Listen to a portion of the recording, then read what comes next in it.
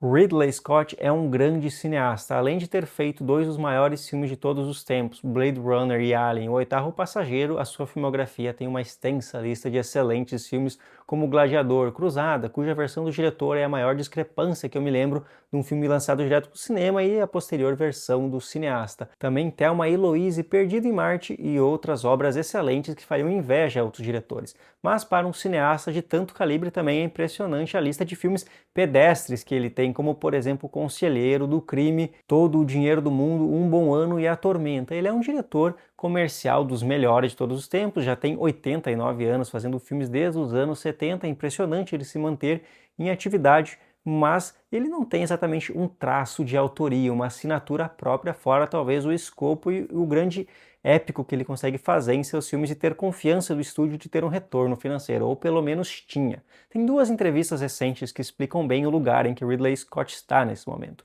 Uma foi em 2023, promovendo Napoleão, quando seu colega Martin Scorsese promovia Assassinos das Luas das Flores, em que Ridley Scott disse que enquanto Scorsese lançou somente um filme, Scott tinha feito 4, um curta, O Último Duelo, A Casa Gucci e Napoleão. No ano seguinte ele ainda apareceu com Gladiador 2, ou seja, tirando O Último Duelo, que é um filme subestimado que eu gosto, é uma filmografia não só decepcionante como frustrante, pois são filmes épicos de grande escala com temas interessantes que normalmente ele acertaria, mas todos deixaram a desejar à sua maneira. Outra entrevista foi durante Gladiador 2, em que o diretor de fotografia do filme, John Mathelson, que também é parceiro de longa data de Scott, que foi indicado ao Oscar pela fotografia de Gladiador 1, disse que Scott tinha se tornado preguiçoso durante a produção de Gladiador 2, querendo acelerar o filme, as filmagens, deixando tudo para ser removido ou corrigido em efeitos especiais, que ele queria somente pressa e que isso não se traduzia na qualidade posterior dos filmes. Eu acho que podemos elogiar o fato de Scott estar beirando aos 90 anos e não somente mantendo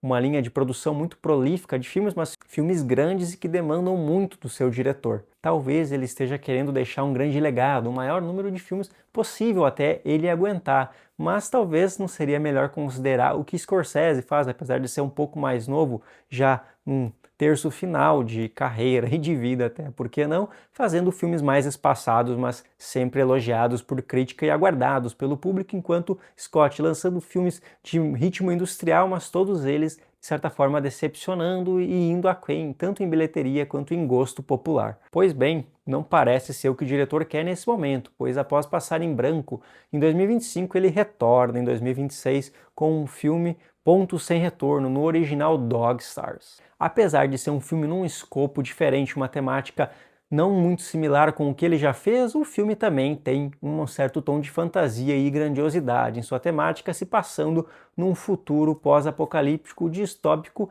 em que uma gripe misteriosa dizimou grande parte da população. E aí, obviamente, nós temos os seus personagens principais vividos aqui por Jacob Elordi, Josh Brolin, Guy Pearce e Margaret Qualley tentando sobreviver não somente às dificuldades que vêm do isolamento, da falta de tecnologia, falta de energia e outras características que nós nos acostumamos a ter em vida, mas também pelas pessoas que aproveitam o apocalipse para dar vazão ao seu lado selvagem. A gente já viu isso em variadas obras, tanto filmes quanto séries, The Walking Dead, Extermínio, por exemplo, que trazem esse tom que o verdadeiro inimigo mesmo, com zumbis por aí, é a natureza humana. De originalidade, eu digo que pelo menos Ponto Sem Retorno não se trata de zumbis, a gripe matou as pessoas e são as pessoas em seu estado natural, sem nenhuma alteração, que resolvem se tornar más ou agir como elas sempre quiseram, pensaram, têm em sua essência, mas recusavam por protocolos sociais. O filme me lembra uma certa mistura de A Estrada, aquele filme de 2009, baseado no livro de Cormac McCarthy com Viggo Mortensen,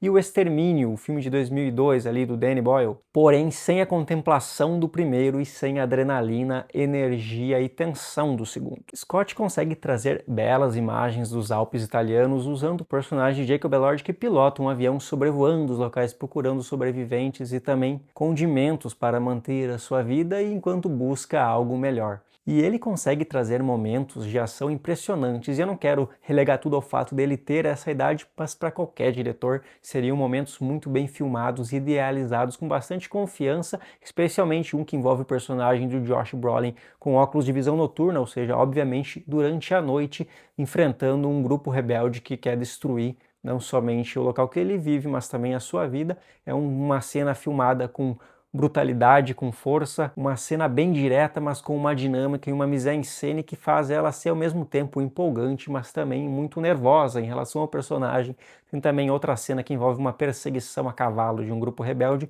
com um avião e certos personagens que é muito aflitiva, mas ao mesmo tempo é filmada de um modo cheio de adrenalina, calor e energia. Esse é o melhor que o Ridley Scott já fez dentro desse gênero, lembra bastante Falcão Negro em Perigo. O problema é que esses momentos, essas cenas são minoria dentro desse filme que tenta ser mais contemplativo, mais filosófico do que deveria. Ele tenta trazer um significado dentro desse final do mundo, dos personagens buscando o que eles realmente importa, redescobrindo, tendo uma nova visão acerca da sua vida e reencontrando os laços humanos, a ternura e no amor dos outros, um significado para seguir vivo mesmo num mundo que caminha para o fim apocalíptico, não é? Aliás, é engraçado que o título original do filme seja Dog Stars, sendo que o cachorro que dá esse título foi vendido dentro do material promocional como um dos protagonistas, apesar de ser muito carismático e funcional, aparece em tela muito menos do que deveria, até para ser o gatilho que vai mover o personagem principal do Jacob Elord,